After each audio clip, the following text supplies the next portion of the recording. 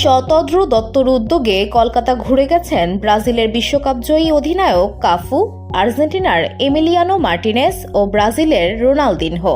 দীর্ঘদিন ধরেই লিওনেল মেসিকে ভারতে আনার চেষ্টা করছেন তিনি।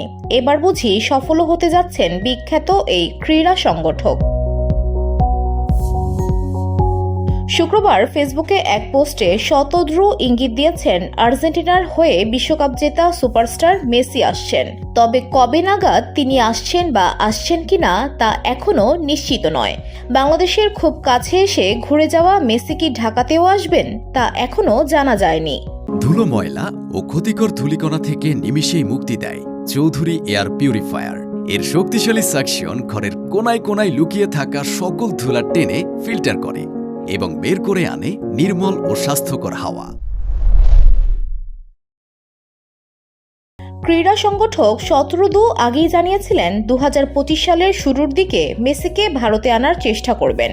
শুক্রবার সোশ্যাল মিডিয়ায় মেসির সঙ্গে একাধিক ছবি পোস্ট করেছেন শতদ্রু। তাতেই ফুটবল প্রেমীরা নড়ে চড়ে বসেছেন।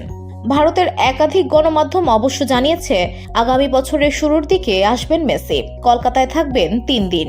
এরপর তিনি দেশে ফিরবেন নাকি বাংলাদেশেও ঢু মারবেন তা এখনো অনিশ্চিত। মেসির বাবা ও এজেন্ট জর্জ মেসির সঙ্গে শতদ্রু দেখা করেছেন। শুক্রবার তিনি সাক্ষাৎ পেয়েছেন মেসির। লিওকে ভারত থেকে নিয়ে যাওয়া একাধিক উপহারও দিয়েছেন। সেই ছবি পোস্ট করে শতদ্রু লিখেছেন, অন্তর থেকে কিছু চাইলে পুরো দুনিয়া তোমাকে সেই জিনিস পাইয়ে দেওয়ার চেষ্টা করবে।